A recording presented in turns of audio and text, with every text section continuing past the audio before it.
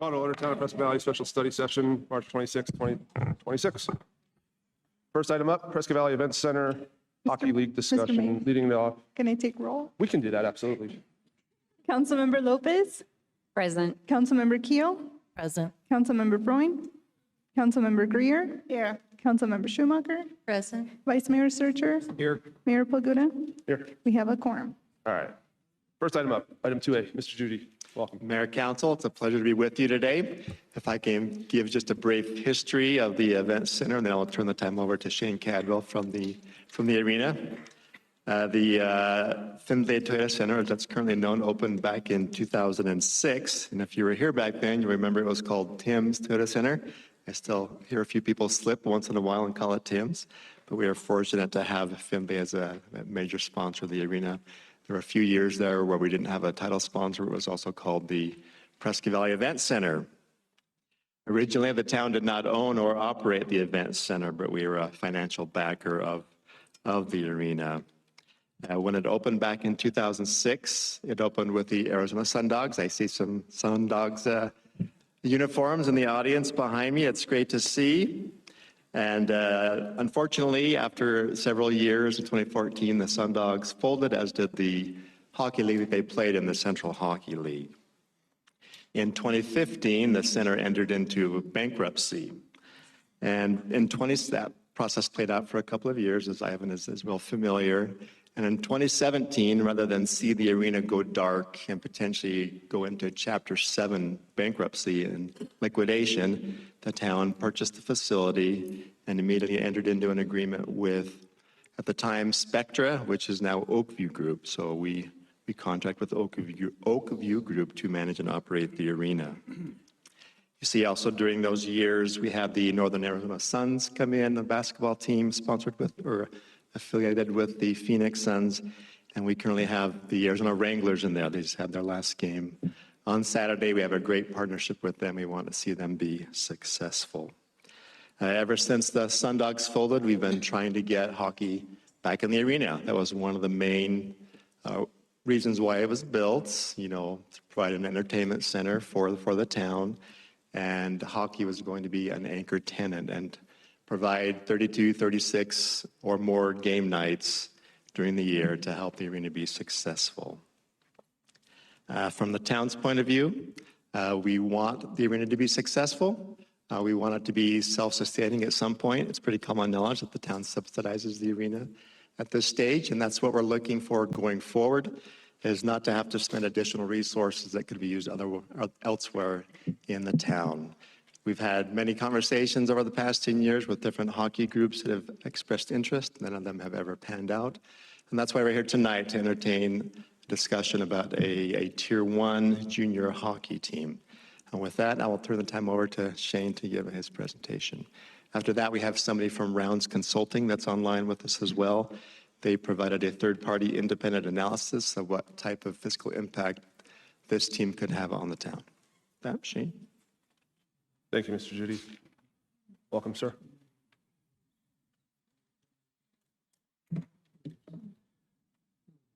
Thanks, Ryan. Mayor, councilors, thanks for having me. It's nice to see everybody here. Exciting Just got to get a little closer to the microphone, sir.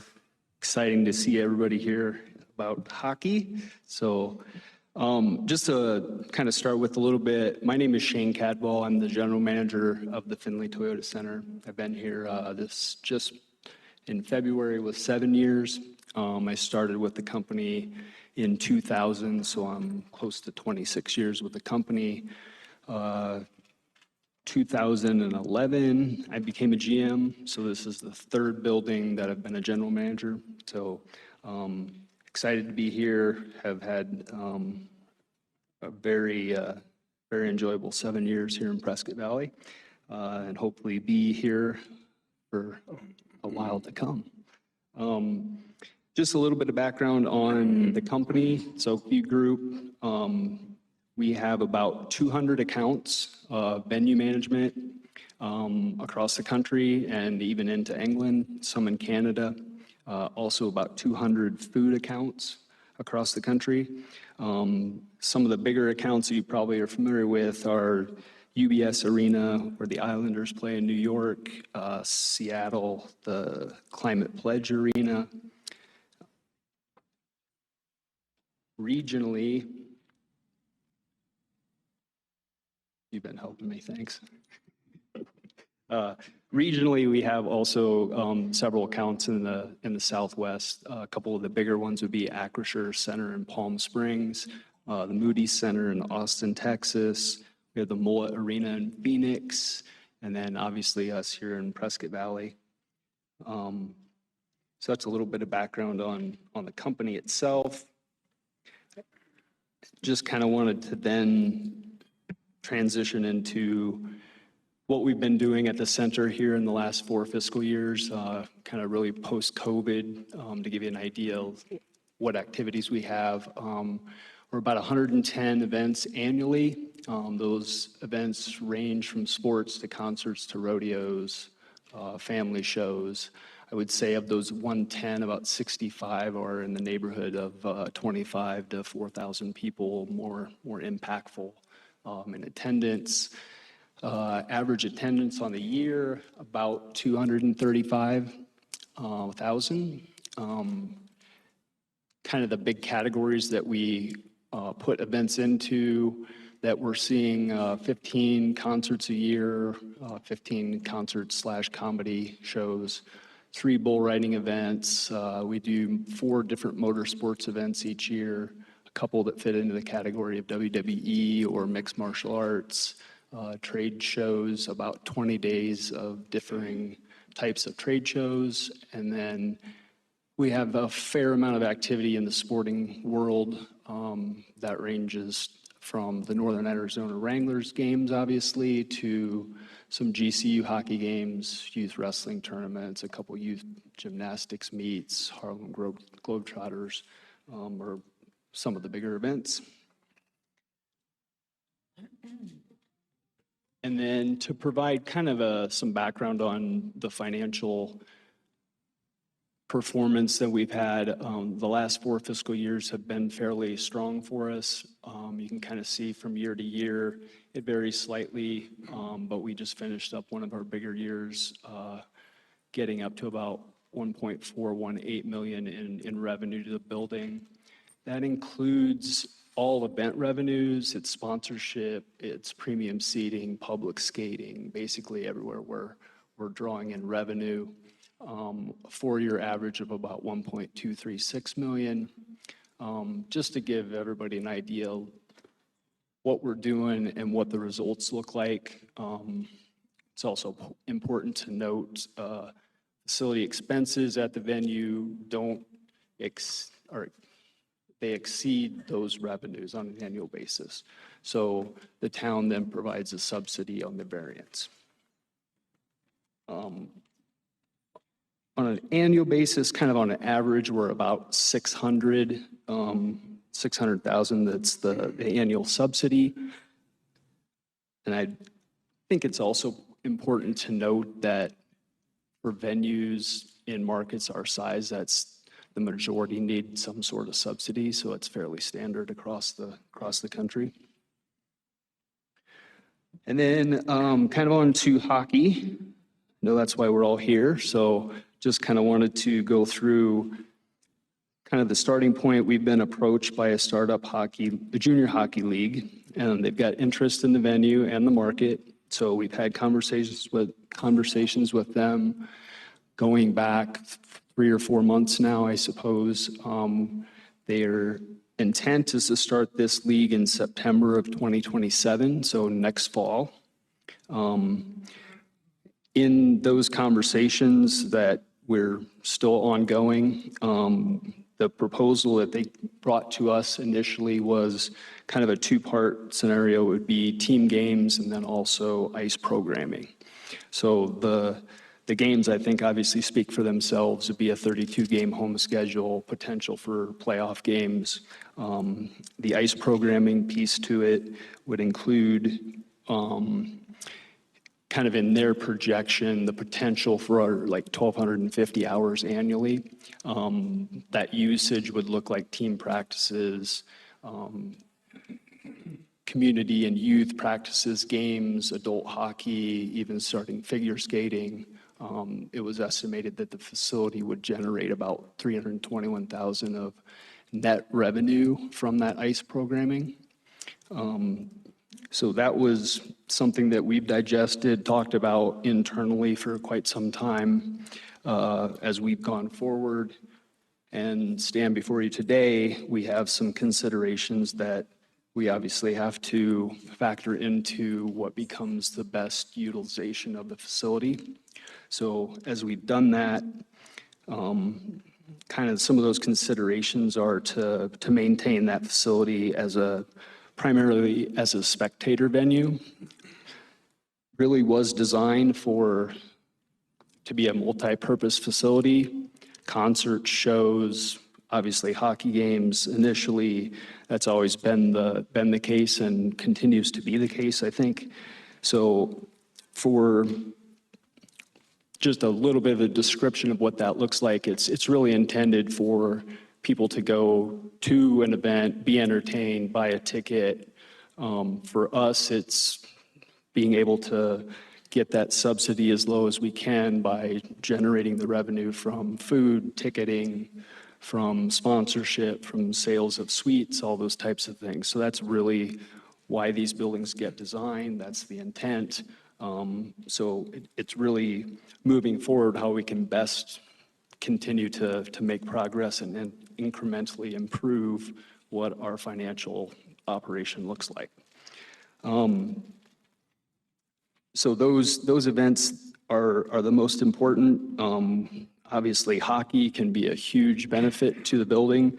So having those events be in place is certainly why we're all here, trying to figure out what the best use would be, finding the best league, the best team, best operator to partner with. Excuse me.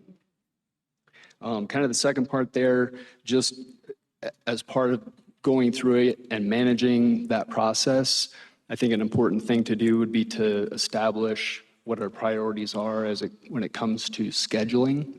So laying that out obviously then becomes the way that we best utilize the facility. So we've done that in the following ways. The first one being the major events that we currently have. It includes the concerts, the bull riding events, the motorsports, sporting events that we already have in place. And then obviously number two being any sort of sporting tenant that we can get into the facility. Currently the Wranglers are contracted, so obviously we have an agreement with them that lays out their scheduling needs. Obviously if we were to go to terms with a hockey team, we'd be in a similar situation where we'd have to be required to schedule them into dates and be able to accommodate what their league schedule calls for. And then the third one would be the ice programming, that if we were to have hockey, obviously we'd have ice in the facility for a much longer term, which would allow for us to then schedule those types of events around the other events.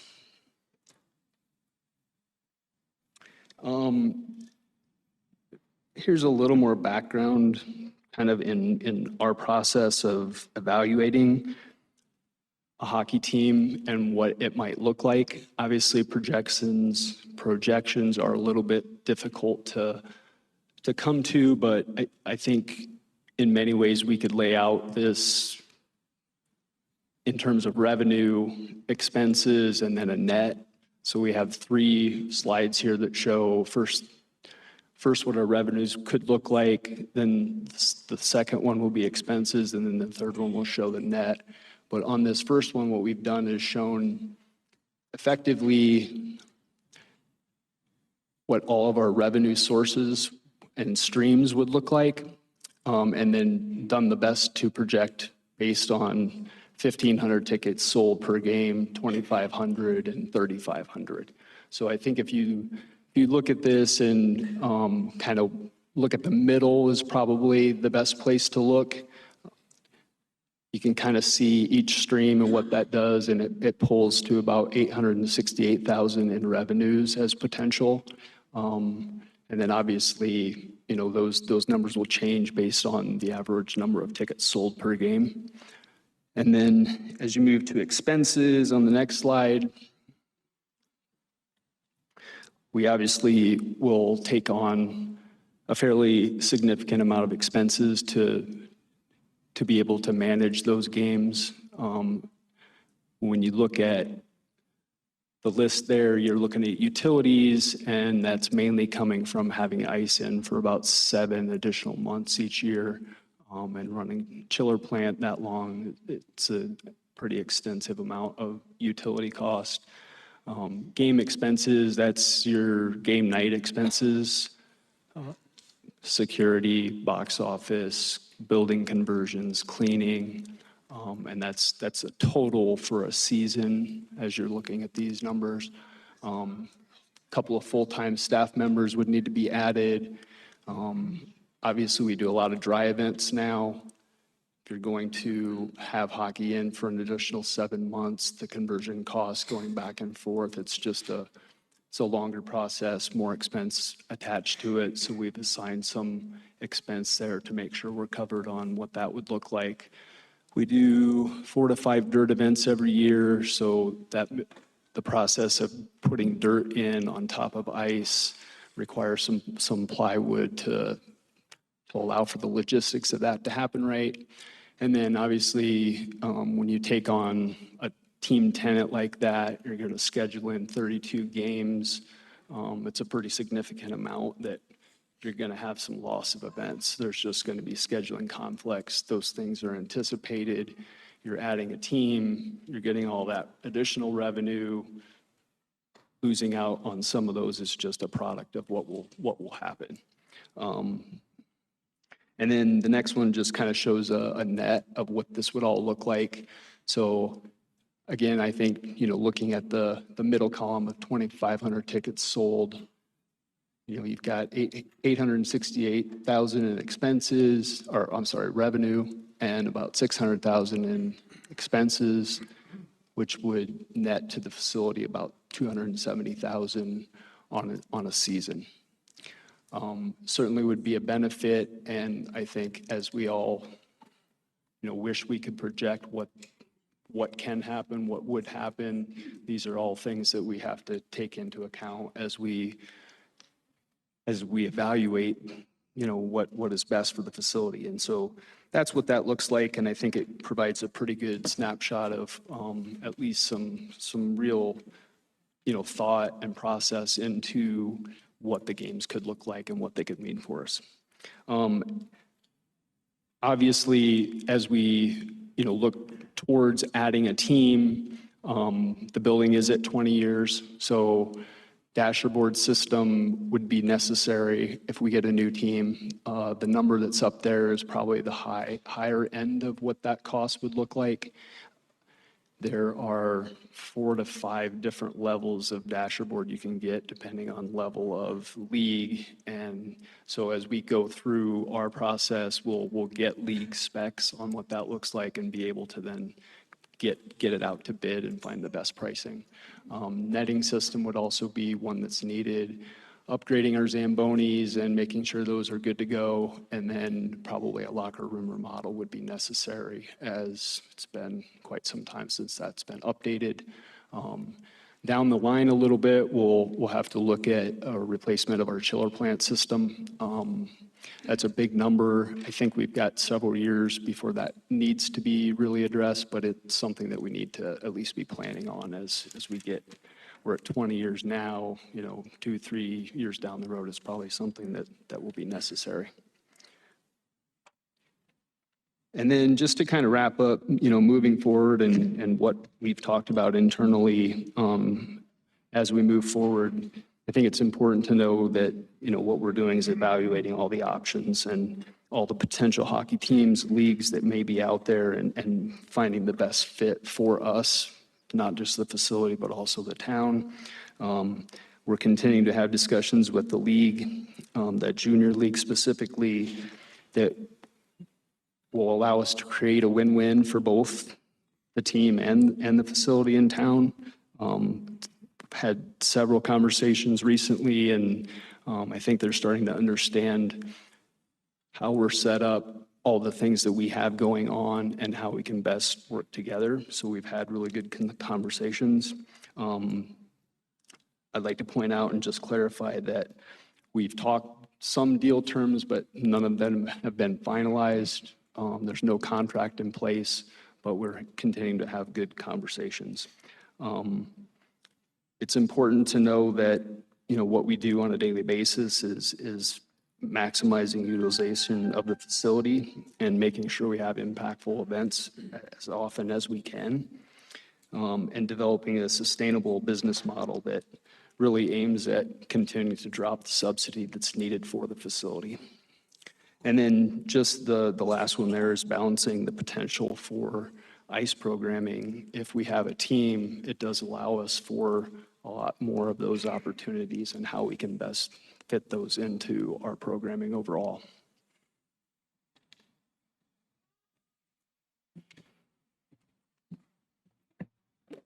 Thank you, sir.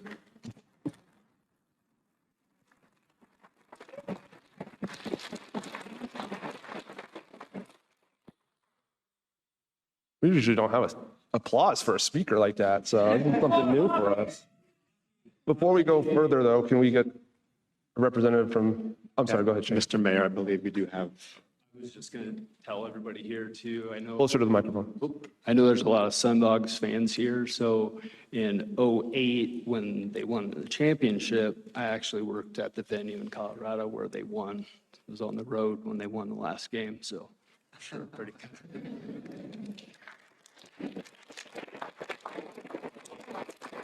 Mr. Judy. Mr. Mayor, Council, I believe we have Luis from Rounds Consulting online with us. So Luis, if you could kind of go over your study and the kind of impact that you believe this could have on the arena. And again, as we've talked about it really all depends on the number of tickets that are sold.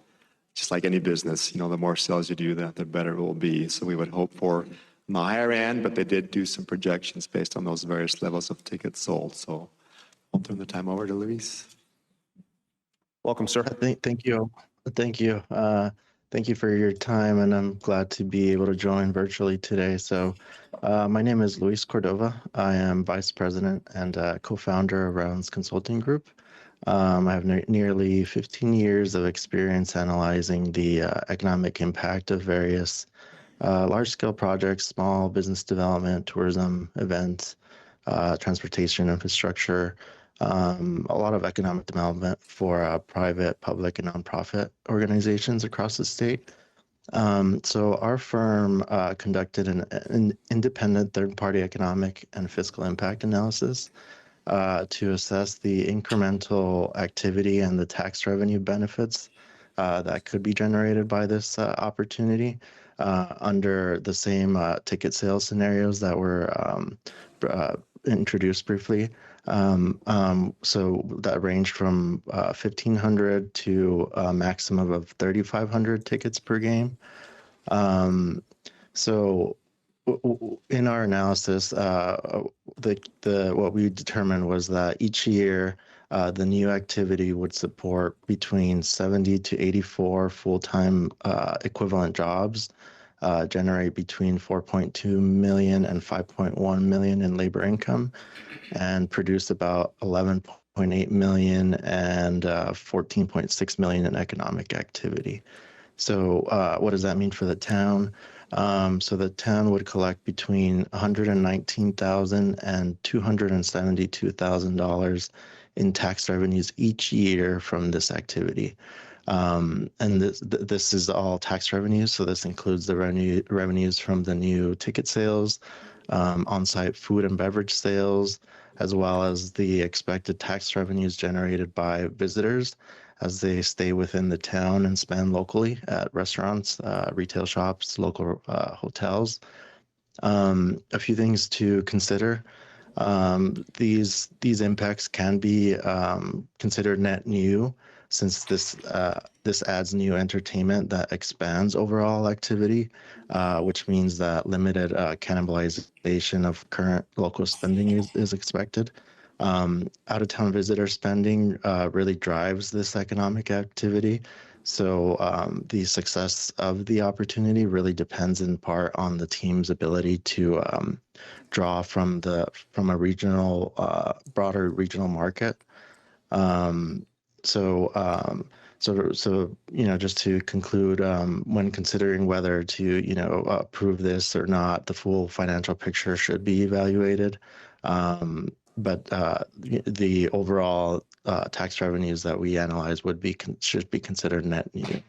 And that concludes it for me, but I'll be around for any questions. Thank you, sir. Mr. Judy, anything to add?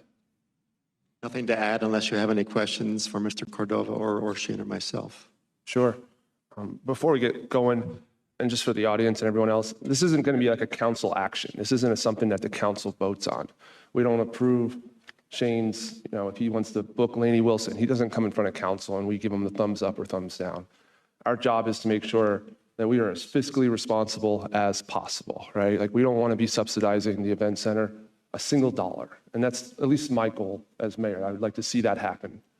So in my opinion, we have to try to figure out a way to have this symbiotic relationship between whatever new opportunities that we have and the amount of people that you show up to this and are in support of this. We also have to remember there's other events that need support too. I see the owner of the Northern Arizona Wranglers here, and he puts on a great show with a great team, 8 games a year here. So those are the things that we have to show up to. Might not be your thing, but you can go and support. So we got to keep that in mind. And with that being said, I think there's a way there. We're going to miss out on some opportunities for some events, but I think if everyone knows going forward what the expectations are, Shane and his team and whoever the other team is are able to work together and plan throughout probably 12, 18 months. So that's what I'm hopeful in regards to that. So I'm hearing today that's going to be creating jobs. It creates tax revenue. And I think most importantly, something like this would create memories. And we have families here. We have a lot of families here. We have a lot of kids here. I think, honestly, this is the most young people I've seen in this for a council meeting ever. So kudos to you.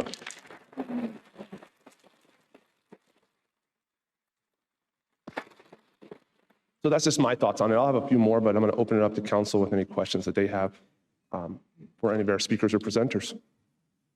Councilwoman?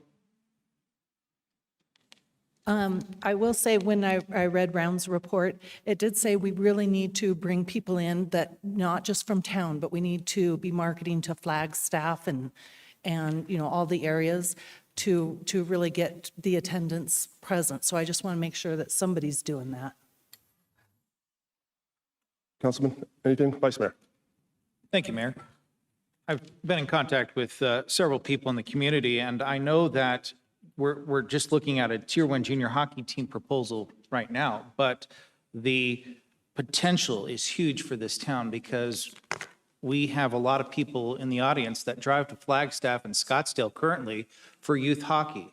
That would bring back youth hockey to Prescott Valley and become a regional hockey hub, so to speak. I just think the potential is huge. And, I think, revenue-wise, that's just going to add to the, additional revenue that we can expect.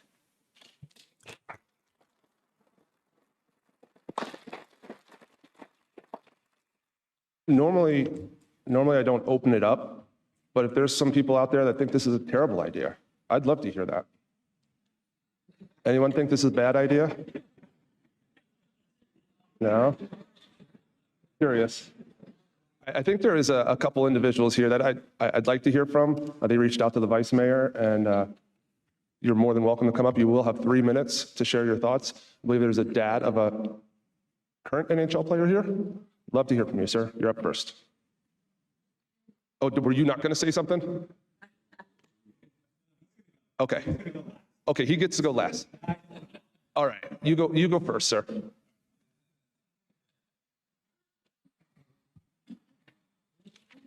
All right. Oh, no. All right. And remember, sir, you're on 3 minutes. Hey, Mayor, council members. My name's Nick. Nick Kasten. I am a business owner here in Prescott Valley. I am a coach for both roller and ice hockey. And more importantly, I'm a dad to 2 amazing hockey players. I think they're over there in the audience over there. I got Ben and Braden over there, 9 and 12. They're studs of hockey players. I think they're going to be awesome. We are one of those crazy families that travel to Flagstaff 3 to 4 days a week. Put a lot of miles on my car when I'm doing that. But they live and breathe hockey. I know a lot of families, a lot of them behind me, right? They are super dedicated to hockey. The community that comes from hockey is very tight-knit. It's very close. And I think one thing that the consultant group didn't really address, right? And something that Oakview Group didn't really address is what you addressed, Matt, and that's really what I'm here for, is the youth hockey. Now, I think Tier 1 junior hockey is amazing hockey. I know I've had a lot of people ask me what the difference is. You know, obviously I'm a Sun Dog. I did get to live the dream, if you would. I put this jersey on and actually skated on the ice with the Arizona Sun Dogs and played for the Arizona Sun Dogs. So I'm very partial to that. But the truth is, the difference between Tier 1 junior hockey, which I'm going to let Ken Swayman talk about, is very different because it's a huge emphasis on the youth aspect. These players that play Tier 1 junior hockey are part of our community. And I think that's a huge difference versus being a pro that's getting paid, you know, clocking in and clocking out. So my view for this is kind of like what Vice Mayor Matt Zerker was saying. But we're not just talking about one team. We're talking about a whole community of different things, such as figure skating and youth hockey, club hockey sports, even open skate. I was thinking about it, you know, today about what it would be like on a Halloween night, having ice hockey or ice down and having disco balls and, you know, smokes machines and all that stuff while we're dancing to Monster Bash or something like that on the ice. I think that would be something huge for families and even schools to do fundraising. I just think about us having the chance to turn a hub that is not utilized enough, in my opinion, where we can see everyone utilize it, from a 5-year-old that, you know, just for the first time is skating, to a local business that's going to benefit from all the extra, you know, seats or butts and seats for the restaurants and hotels and so on and so forth. So thank you for your time. Thank you, sir.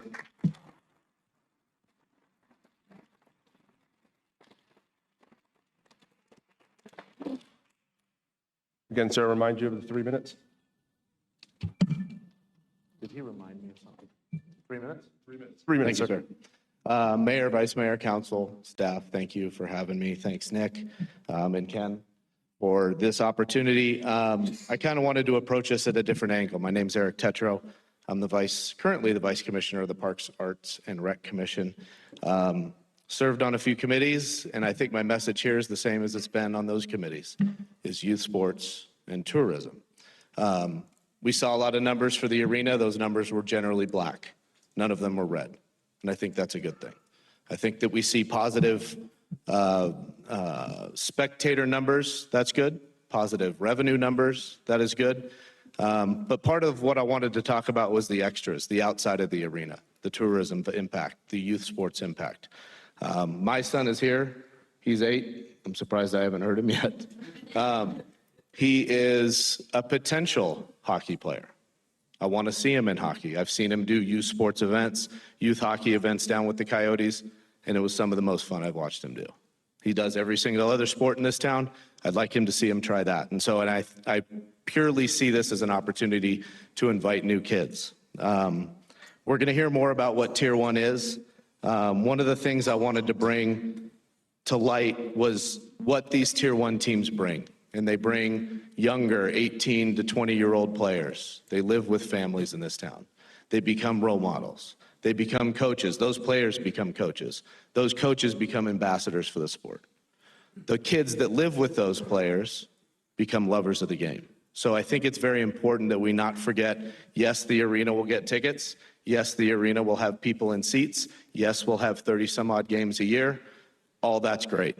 What's even better is we have a roster of 20 or 30 guys or gals or additional teams that end up in this town living with our families and encouraging our kids to play a sport that really this community's never had. So the Sun Dogs were great. I was a season ticket holder for 6 years. It was phenomenal. I was going to say what I spent my money on outside of season tickets, but it's two Coors Lights and a hot dog. But that's a whole different thing, and I intend to continue doing that. But what it also did is it took us out to dinner. And if I didn't live here, it'd take me to a hotel. And what we have now is a bed tax. So I'd encourage that we think of this outside of the envelope of just the arena, understand that the impact that this will have, even for the people that do live here. They're still going to go to dinner. They're still going to buy something from the concessions. They might have family or friends that come to town, recruiters, scouts that stay in hotels. In addition to some of the eventual venues that we're going to build in this town, that would then further benefit. So I appreciate the time. I look forward for the youth. I advocate for the youth. And so I hope we have continued good discussions. Thank you. Thank you, sir.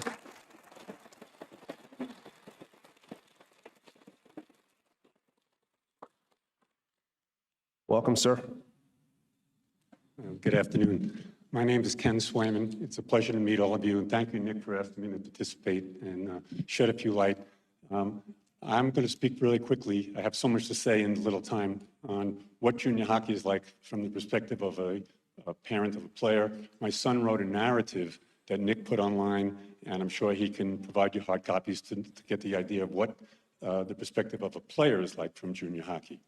I could say to you all today with the absolute certainty and complete honesty that I would not be here speaking to you today or be able to say that my son just won a gold medal with Team USA at the Olympics last month in Milan.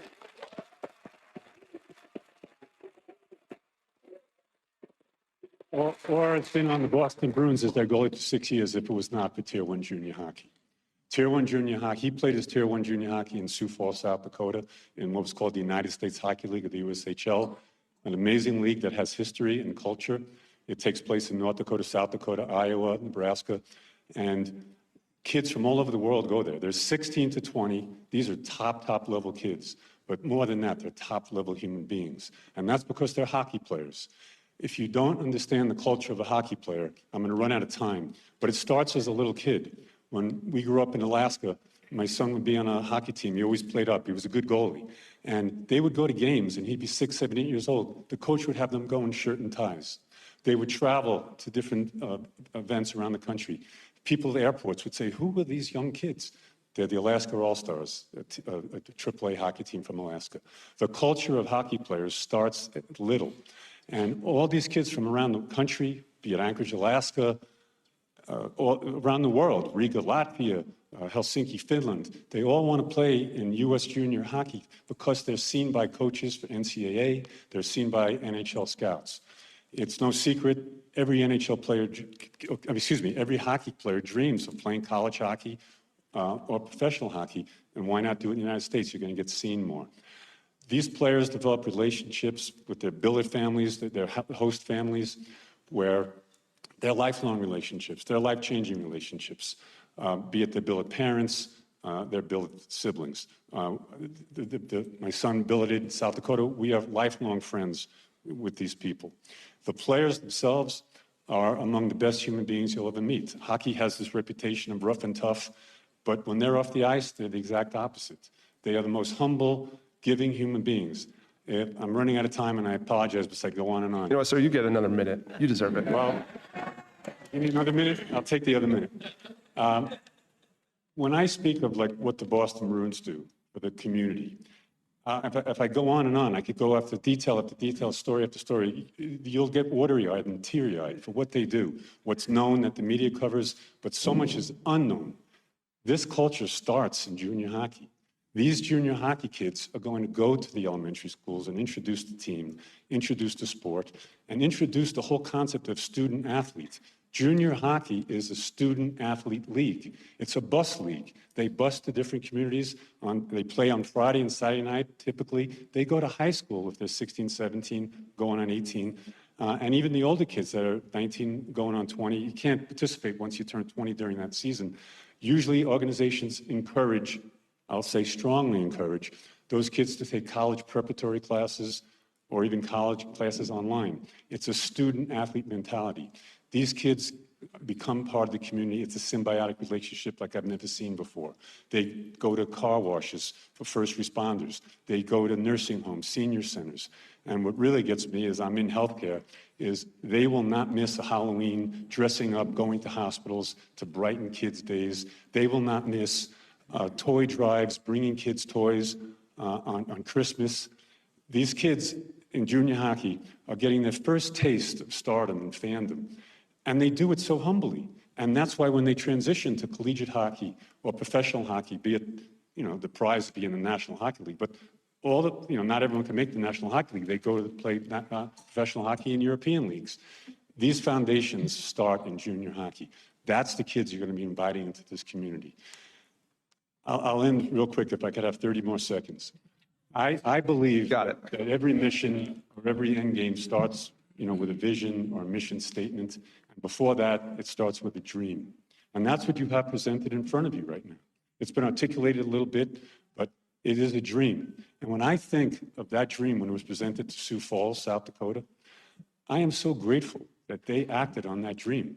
Because for not that dream, I wouldn't be here right now. There may have been other venues or avenues that my son could have taken. But when I think of Sioux Falls, every player in the National Hockey League played junior hockey. When you ask a player, what was your experience like playing junior hockey? What was it like with your billet family? You're going to see a smile on their face and hope you have more than 3 minutes because they're going to tell story after story after story. My billet parents were at my wedding. My billet brother's just getting married. I'm going to his wedding. It's a beautiful thing. It just warms your heart. And that's what you're talking about inviting into this town. It is a win-win. I can't get into the semantics of the economics of it. That's what you guys do. But from a perspective of what kind of people you're going to be inviting in, you're going to create a culture. And just how cool would that be to create a culture of junior hockey in Prescott Valley where kids want to come from all over the United States, all over the world, because this is one chapter in their trajectory to their end goal, collegiate hockey, pro hockey. They want to come to Prescott Valley. How cool would it be to create a culture where the team goes on a road trip and when they come back, whether it be a playoff road trip or regular road trip, fans are waiting for them at their disembarkation place, clapping as they get off the bus. I say this because I've seen this with my own eyes in South Dakota, but why not Prescott Valley, Arizona? How cool would it be when the team wins championships and there's parades going on these streets right around here, and the kids, young men, are in pickup trucks, honking horns, led by Prescott Valley's finest, police and fire, and everybody's lining the streets clapping because it's their team. It's their team. And that's the vision you have in front of you. That's the dream you have in front of you. And I hope that, just like Sioux Falls did years ago, you could see that dream and create a culture that would go on for decades as a win-win situation. Thank you for your time. Sorry.